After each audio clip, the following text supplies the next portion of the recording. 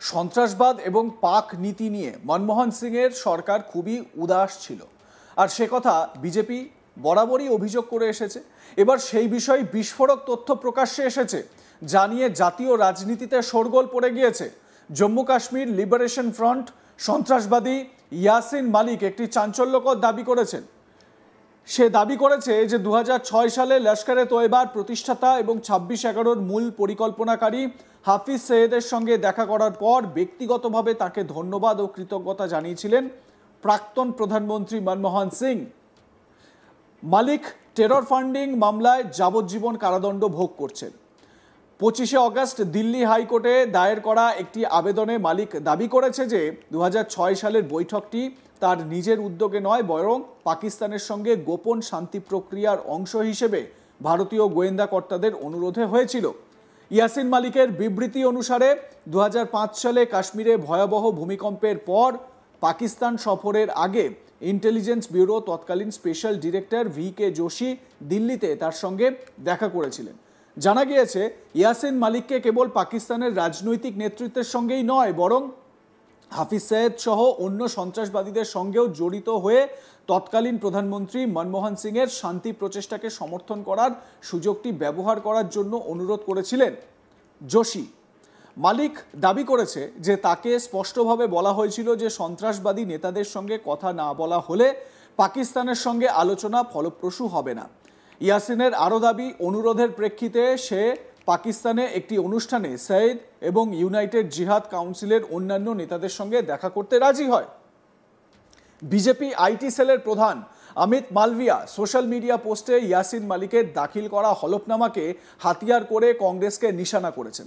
পোস্টে তিনি লিখেছেন যে যদি এই নতুন দাবিগুলি সত্যি হয় তাহলে জাতীয় নিরাপত্তা এবং আড়ালে কূটনীতি পরিচালনার ক্ষেত্রে ইউপিএর ভূমিকা নিয়ে গুরুতর প্রশ্ন উত্থাপন করা হচ্ছে বা উঠে যাচ্ছে। অমিত মালভিয়ার পোস্ট আপনাদের সামনে আমরা দেখাচ্ছি।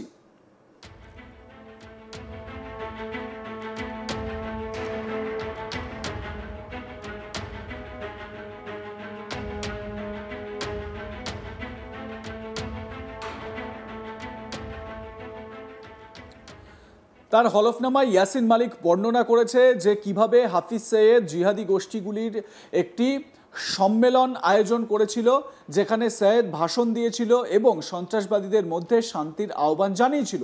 ইসলামী শিক্ষার উদ্ধৃতি দিয়ে সে হিংসার উপর পুনর্মিলনের উপর জোর দিয়ে বলেছিল, যদি কেউ আপনাকে শান্তির প্রস্তাব দেয় তবে তাদের কাছ থেকে শান্তি কিনুন। যাই হোক, এই বৈঠকটি কয়েক বছর পরে বিতর্কের বিষয় হয়ে ওঠে, কারণ এটি পাকিস্তানি সন্ত্রাসবাদী গোষ্ঠীগুলির সঙ্গে মালিকের ঘনিষ্ঠতার প্রমাণ হিসেবে উদ্ধৃত করা হয়েছিল। মালিক তার হলফনামায় ঘটনাটিকে বিশ্বাসঘাতকতা হিসেবে বর্ণনা করে বলেছে যে এটি একটি আনুষ্ঠানিকভাবে অনুমোদিত উদ্যোগ, যা পরবর্তীতে রাজনৈতিক উদ্দেশ্যে বিকৃত করা হয়েছিল। মালিকের বক্তব্য, মানে ইয়াসিন মালিকের বক্তব্য, যে তাকে ইউপিএ সরকারের এক আমলা যোশী তিনি বলেছিলেন দেখা করতে, তিনি বলেছিলেন সেখানে গিয়ে কথাবার্তা বলতে। মালিক তার বিবৃতিতে বলছে যে এটা একটা আনুষ্ঠানিক ঘটনা, মানে আনুষ্ঠানিক একটা কর্মসূচি, সেটাকে বিকৃত করা হচ্ছে, এমনটাই অভিযোগ ইয়াসিন মালিকের। আর ইয়াসিন মালিকের সঙ্গে প্রাক্তন প্রধানমন্ত্রী মনমোহন সিংয়ের যে ছবি, সেই ছবি কিন্তু আপনারা এর আগে দেখেছেন। এই ছবিকে হাতিয়ার করে বিজেপি বিভিন্ন সময় কিন্তু সরব হন কংগ্রেসের বিরুদ্ধে। কংগ্রেসকে বিজেপি নেতারা এই নিয়ে ভিড়তে ছাড়ে না যে প্রাক্তন প্রধানমন্ত্রী মনমোহন সিংয়ের সঙ্গে ইয়াসিন মালিক যে একজন জিহাদি, তার সঙ্গে প্রধানমন্ত্রীর ছবি, এই হ্যান্ডশেকের ছবি, এই ছবিতেই স্পষ্ট হচ্ছে যে জিহাদিদের সঙ্গে ইউপিএ সরকারের কতটা ঘনিষ্ঠতা ছিল।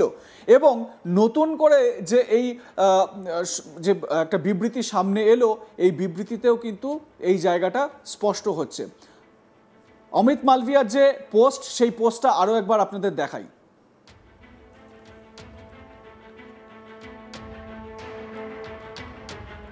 অমিত মালভিয়া বলছেন, যদি এই নতুন দাবিগুলো সত্য হয় তাহলে জাতীয় নিরাপত্তা এবং আড়ালে কূটনীতি পরিচালনার ক্ষেত্রে ইউপিএর ভূমিকা নিয়ে গুরুতর প্রশ্ন উত্থাপন করে। Jammu Kashmir Liberation Front JKLF terrorist Yasin Malik, serving a life sentence in a terror funding case, has made a shocking claim. এটা উল্লেখ করেছেন অমিত মালভিয়া। আপনাদের মতামত জানাতে ভুলবেন না। দেখতে থাকুন আজ তাক বাংলা। সাবস্ক্রাইব করুন আমাদের ইউটিউব চ্যানেলটি, বেল আইকন প্রেস করুন নোটিফিকেশন পেতে।